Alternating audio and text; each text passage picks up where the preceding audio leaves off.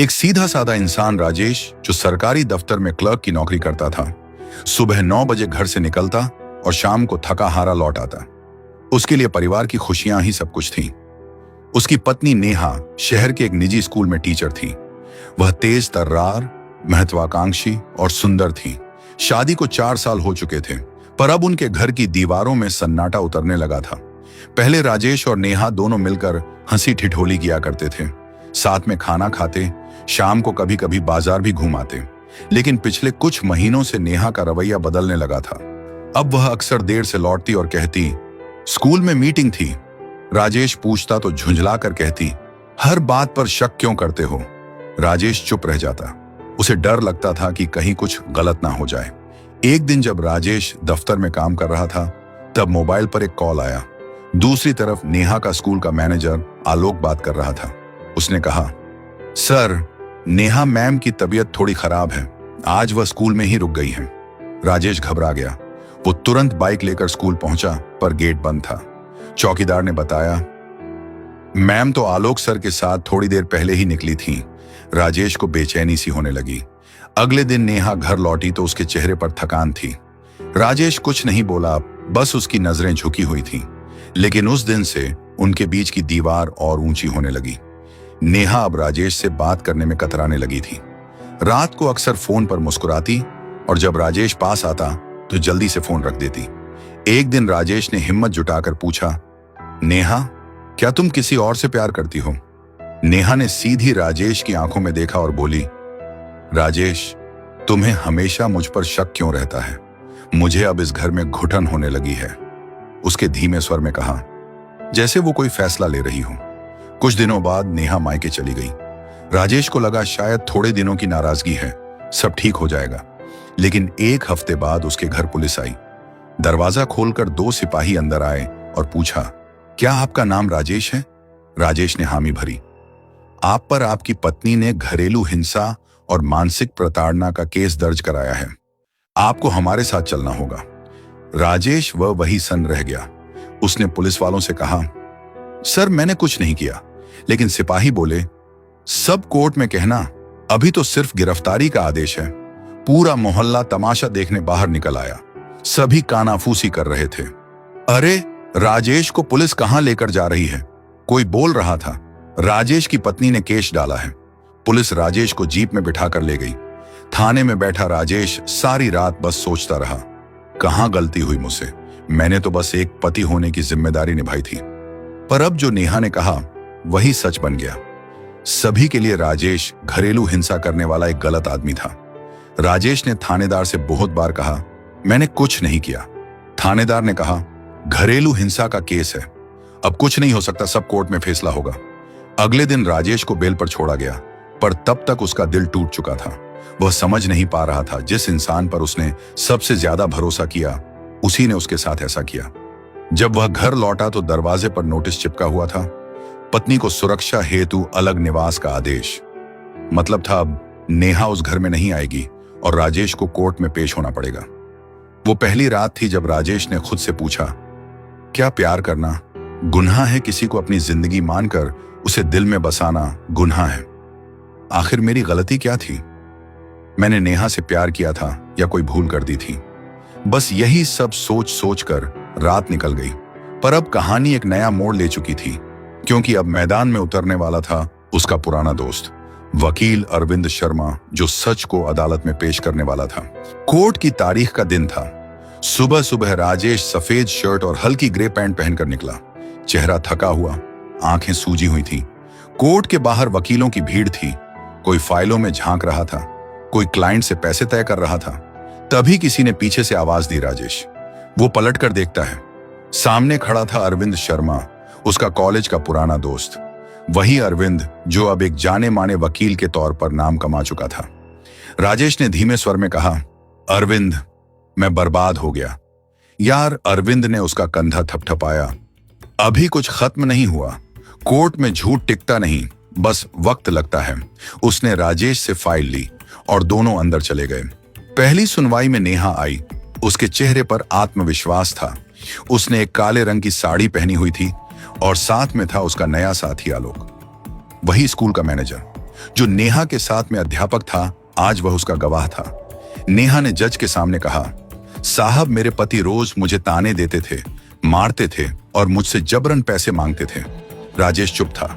Court में अरविंद ने शांत आवाज में कहा, माय लॉर्ड, आरोप गंभीर हैं, पर इनका कोई ठोस सबूत नहीं है। न कोई मेडिकल रिपोर्ट, न कोई पड़ोसी का बयान, न कोई तारीख जब हिंसा हुई। सिर्फ शब्दों से कोई आदमी अपराधी नहीं बनता। जज ने कहा, हम आगे की तारीख देंगे, दोनों पक्ष सबूत प्रस्तुत करेंगे। सुनवाई खत्म हुई, लेकिन नेहा के चेहरे पर आत्मसंतोष था। उसे लगता था अब राजेश की जिंदगी तबाह हो जाएगी। अरविंद ने कोर्ट से निकलते हुए राजेश से कहा, देखो अब हमें सबूत चाहिए। राजेश ने सिर झुकाकर कहा, लेकिन मेरे पास तो कुछ भी नहीं है। अरविंद मुस्कुराया, है बस तुम्हें मालूम नहीं है। ये झूठ जितना बड़ा होगा, उसके पीछे का सच उतना ही गहरा होगा। अगले कुछ दिनों में अरविंद ने जांच शुरू की। उसने नेहा के फोन कॉल डिटेल निकलवाए, बैंक ट्रांजैक्शन देखे और स्कूल के सीसीटीवी फुटेज मंगवाए। धीरे धीरे तस्वीर साफ होने लगी। पता चला कि जिस रात नेहा ने कहा था मैं बीमार थी और स्कूल में रुक गई थी, उसी रात वो और आलोक होटल सिल्वर इन में गए थे। होटल के रजिस्टर में उनके नाम दर्ज थे। अरविंद ने वो रजिस्टर की कॉपी संभाल कर रखी। उसने राजेश से कहा, अब वक्त है झूठ को सबके सामने लाने का। दूसरी सुनवाई में अरविंद ने फाइल खोली और कहा, माय लॉर्ड, मेरी क्लाइंट यानी राजेश की पत्नी ने कहा था कि वो उस रात स्कूल में थी, लेकिन हमारे पास होटल का बिल है जहां वो अपने सहकर्मी के साथ थी। क्या अब भी ये केस घरेलू हिंसा का है या कोई और मकसद छिपा है? कोर्ट में सन्नाटा छा गया। नेहा का चेहरा उतर गया, लेकिन उसने खुद को संभालते हुए कहा, वो सब झूठ है, किसी ने मुझे फंसाया है।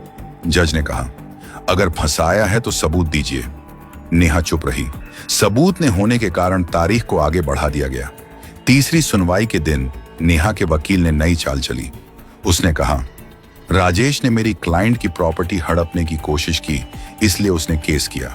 जज ने पूछा, क्या कोई प्रॉपर्टी, डॉक्यूमेंट या ट्रांजैक्शन है? नेहा ने फाइल आगे बढ़ाई, लेकिन उसमें फर्जी कागज थे जिन पर राजेश का नकली सिग्नेचर था। अरविंद ने मुस्कुराकर कहा, माय लॉर्ड, ये सिग्नेचर मेरे क्लाइंट के नहीं हैं। अगर कोर्ट चाहे तो हैंडराइटिंग एक्सपर्ट को बुलाया जा सकता है।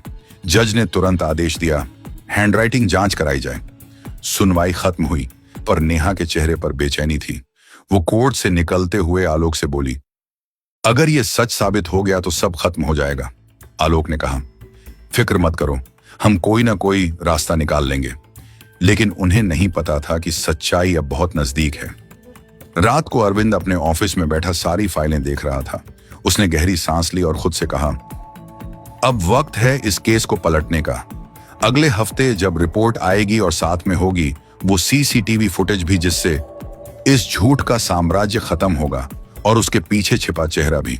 अगर आपको कहानी अच्छी लग रही है तो इसे शेयर जरूर करें और हमारे चैनल को भी सब्सक्राइब करें। रात के करीब 12:30 बजे थे। बाहर हल्की बारिश हो रही थी और शहर की सड़कें वीरान पड़ी थीं। उसी वक्त वकील अरविंद शर्मा अपने ऑफिस में अकेला बैठा था। मेज पर केस की फाइलें फैली थीं और लैपटॉप स्क्रीन पर वही सीसीटीवी फुटेज खुला था जो अगले दिन अदालत में राजेश की बेगुनाही साबित करने वाला था। उसने फाइल को पेन ड्राइव में सेव किया और तय किया कि सुबह कोर्ट में पेश करेगा। थोड़ी देर बाद वो थकान के कारण कुर्सी पर सो गया। सुबह आंख खुली तो मेज पर सब कुछ वैसा ही था, लेकिन लैपटॉप की स्क्रीन ब्लैक थी। उसने पेन ड्राइव लगाई, अंदर कुछ नहीं, पूरा डेटा डिलीट हो चुका था। वो हड़बड़ाकर उठा, लॉकर खोला, वहां से बैकअप हार्ड ड्राइव भी गायब थी। अरविंद के माथे पर पसीना आ गया। किसी ने रात ऑफिस में घुसकर सबूत मिटा दिए थे। उसने तुरंत गार्ड से पूछा, कल रात कोई आया था? गार्ड बोला, सर, एक गाड़ी आई थी, 2 लोग उतरे थे, बोले थे आप ही ने बुलाया है कुछ कागज लेने। अरविंद को सब समझ आ गया था। यह कोई साधारण चोरी नहीं थी, ये चाल थी। दूसरी ओर नेहा उसी सुबह आलोक के साथ कॉफी शॉप में बैठी थी। उसने फोन उठाया और कहा, काम हो गया। दूसरी तरफ से आवाज आई, हाँ मैडम, फाइल गायब कर दी गई, अब कोई सबूत नहीं बचा। अब नेहा ने राहत की सांस ली। उसने मुस्कुराकर कहा, अब कोर्ट में वो कुछ साबित नहीं कर पाएंगे। दोपहर में कोर्ट में पेशी थी। राजेश और अरविंद पहुंचे। लेकिन उनके चेहरे पर बेचैनी थी। जज ने पूछा, आपके पास जो वीडियो फुटेज था वो कहाँ है? अरविंद ने जवाब दिया, माय लॉर्ड, हमारे ऑफिस से कल रात डेटा चोरी हुआ है। हमने पुलिस में रिपोर्ट दर्ज कराई है। नेहा के वकील ने तुरंत कहा, देखा, ये तो साफ झूठ बोल रहे हैं, कोई फुटेज था ही नहीं, ये सब झूठा मामला बना रहे हैं। जज ने कहा, अगली तारीख पर कोई ठोस सबूत प्रस्तुत करें, वरना केस खारिज किया जाएगा। राजेश उस दिन कोर्ट से निकलते वक्त टूटा हुआ महसूस कर रहा था। वो बोला, अरविंद, लगता है भगवान भी अब मेरी तरफ नहीं है। अरविंद ने दृढ़ स्वर में कहा, सच कभी हारता नहीं, बस देर होती है, और ये देर मैं पूरी कर दूंगा। उस रात अरविंद फिर से बैठ गया फाइलें देखने। अचानक उसे याद आया कि होटल के सीसीटीवी फुटेज कॉपी उसने अपने एक पुराने सहयोगी के पास भेजी थी, सिर्फ सुरक्षा के लिए। उसने तुरंत फोन मिलाया, रवि, वो वीडियो की कॉपी तेरे पास है क्या? रवि ने कहा, हाँ सर, मेरे पास मेल में है। अरविंद ने राहत की सांस ली। उसे संभाल कर रखो, कल सुबह कोर्ट में वहीं पेश करनी है। अगले दिन जब कोर्ट में सुनवाई शुरू हुई, नेहा और आलोक आत्मविश्वास से भरे हुए थे। उन्हें यकीन था कि अब केस खत्म हो जाएगा। लेकिन तभी अरविंद खड़ा हुआ और कहा, माय लॉर्ड, मेरे पास होटल के सीसीटीवी फुटेज है जो सुरक्षित रखी गई थी। उसने स्क्रीन पर दिखाया। होटल सिल्वर इन के गेस्ट लिस्ट में उनका नाम था और सीसीटीवी फुटेज में वो दोनों साफ दिखाई दे रहे थे। पूरा कोर्ट हक्का बक्का रह गया। नेहा का चेहरा सफेद पड़ गया। उसने कुछ कहना चाहा, लेकिन आवाज गले में अटक गई। आलोक कुर्सी पर पीछे झुक गया, जैसे अचानक जमीन खिसक गई हो। अरविंद ने आगे कहा, माय लॉर्ड, मेरे मुवक्किल की क्लाइंट यानी नेहा ने अपने पति पर झूठा केस इसलिए डाला ताकि वो उसे जेल भिजवाकर उसकी संपत्ति अपने नाम कर सके। हमारे पास बैंक स्टेटमेंट है जिसमें उसी दौरान प्रॉपर्टी ट्रांसफर का आवेदन दिया गया था। यह सब सोच समझकर की गई साजिश थी। जज ने सबूतों को देखा, दस्तावेजों को जांचा और कहा, यह गंभीर मामला है। पुलिस को आदेश दिया जाता है कि इन तथ्यों की जांच करे और रिपोर्ट पेश करे। उस दिन नेहा और आलोक कोर्ट से निकलते हुए चुप थे। नेहा ने धीमे स्वर में कहा, तुमने कहा था सबूत खत्म हो गए हैं। आलोक ने गुस्से में कहा, किसने सोचा था वो बैकअप वीडियो रखेंगे? उस रात नेहा ने पहली बार डर महसूस किया। अब मामला पलट चुका था। समाज में उसकी इज्जत गिरने लगी थी। स्कूल ने उसे निलंबित कर दिया। दूसरी तरफ अरविंद ने कहा, राजेश से कहा, अब आखिरी सुनवाई बाकी है, वहां ये झूठ पूरी तरह खत्म होगा। पर ठीक उस दिन से पहले कुछ ऐसा हुआ जिसने पूरे केस की दिशा बदल दी। अरविंद को एक धमकी भरा लेटर मिला, अगर अगली तारीख पर कोर्ट में आए तो तेरी जिंदगी भी उसी फाइल के साथ बंद कर दी जाएगी। यह आखिरी सुनवाई थी।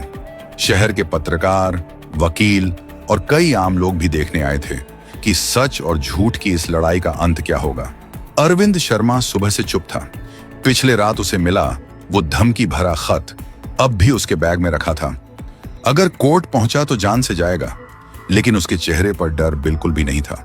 उसने राजेश से कहा, तू चिंता मत कर, आज जो फैसला होगा वो सिर्फ तेरे लिए नहीं, हर उस आदमी के लिए होगा जिसे झूठे केस में फंसाया गया है।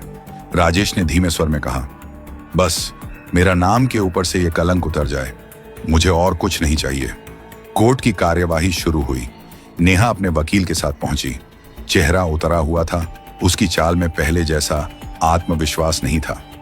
जज ने दस्तावेज देखे और कहा, आज आखिरी बहस सुनी जाएगी, दोनों पक्ष तैयार रहें। नेहा के वकील ने शुरुआत की। वह बोला, माय लॉर्ड, मेरे पास कुछ नए गवाह हैं जो ये साबित कर सकते हैं कि मेरी क्लाइंट को मानसिक प्रताड़ना दी गई थी। जज ने सिर उठाया। कौन है गवाह? वकील बोला, पड़ोसी मिसेज अग्रवाल। दरवाजे पर एक औरत आई, झूठी नजरें, कांपते हाथ। उसने गवाही दी, जी हाँ, मैंने कई बार नेहा को रोते देखा है। अरविंद ने तुरंत क्रॉस एग्जामिनेशन मांगा। वो बोला, मिसेज अग्रवाल, आप कहती हैं आपने नेहा को रोते देखा, पर क्या कभी राजेश को मारते हुए देखा? मिसेज अग्रवाल ने कहा, नहीं, मैंने खुद नहीं देखा। तो फिर आपने किसके कहने पर बयान दिया? औरत चुप रही। उसकी आंखें नेहा की तरफ उठी। अरविंद ने कहा, बस माय लॉर्ड, अब और कुछ पूछना की जरूरत नहीं, सब साफ हो चुका है। जज ने नेहा से पूछा, क्या आप कुछ कहना चाहेंगी? नेहा ने गहरी सांस ली और बोली, मुझे डर था कि अगर मैं सच बोल दूंगी तो सब मुझसे नफरत करेंगे। मैं अब सब बता दूंगी। पूरा कोर्ट शांत हो गया। नेहा की आवाज कांप रही थी। हाँ, मैंने झूठ बोला था। आलोक ने मुझे समझाया कि अगर मैं राजेश पर केस डाल दूंगी तो वो प्रॉपर्टी मेरे नाम कर देगा। मैंने लालच में आकर झूठे कागज बनवाए, झूठी रिपोर्ट दी और सबको बेवकूफ बनाया। उसकी आंखों से आंसू गिरने लगे। राजेश ने कभी मुझे नहीं मारा, कभी कुछ गलत नहीं किया। गलती मेरी थी। ये सब सुनकर राजेश का सर झुक गया। उसकी आंखों में एक गहरी उदासी थी। उसने अपना सब कुछ खो दिया था। जज ने कहा, यह अदालत इस बात को रिकॉर्ड में लेती है कि केस झूठा था। पुलिस को आदेश दिया जाता है कि फर्जी दस्तावेज बनाने और झूठे आरोप लगाने के लिए नेहा शर्मा और आलोक वर्मा पर मुकदमा दर्ज किया जाए। पूरा कोर्ट एक पल के लिए सन्न रह गया। अरविंद ने आंखें बंद की, जैसे कोई बोझ उतर गया हो। राजेश की तरफ देखा और कहा, देखा, सच को सिर्फ वक्त चाहिए होता है। नेहा को पुलिस ले जा रही थी। जाते जाते उसने पीछे मुड़कर देखा। वो वही आदमी था जो कभी उसके लिए सब कुछ करता था, और आज भी उसके चेहरे पर कोई गुस्सा नहीं था। उसकी आंखें भीग गईं। उसने धीमे से कहा, माफ कर दो। राजेश ने कुछ नहीं कहा, बस नजरें झुका ली। नेहा को पुलिस ले गई। अरविंद उसके पास आया। अब क्या करेगा? राजेश बोला। बस अब एक नए जीवन की शुरुआत करूंगा, बिना किसी की उम्मीद के। अरविंद मुस्कुरा दिया। कभी कभी हारने के बाद ही असली जीत मिलती है। राजेश धीरे धीरे अदालत की सीढ़ियां उतरने लगा। पीछे नेहा पुलिस वैन में बैठाई जा रही थी। दोनों की नजरों में कोई शब्द नहीं था, बस एक अधूरा रिश्ता जो अब कानून के पन्नों में दर्ज होकर खत्म हो चुका था। सड़क पर भीड़ बढ़ने लगी थी। लोग अपने अपने मुकदमों में व्यस्त थे, लेकिन उस भीड़ में एक आदमी था जिसने अपना केस नहीं बल्कि अपना आत्मसम्मान वापस पा लिया था। उसने एक गहरी सांस ली। दूर अरविंद कोर्ट से बाहर निकलते हुए मुस्कुरा रहा था। उसके हाथ में वो पुरानी फाइल थी जिस पर लिखा था, राजेश नेहा केस समाप्त, और उसी के नीचे छोटा सा नोट, सच देर से आता है पर आता जरूर है। कहानी यहीं समाप्त होती है। अगर आपको कहानी पसंद आई हो तो वीडियो को लाइक जरूर करें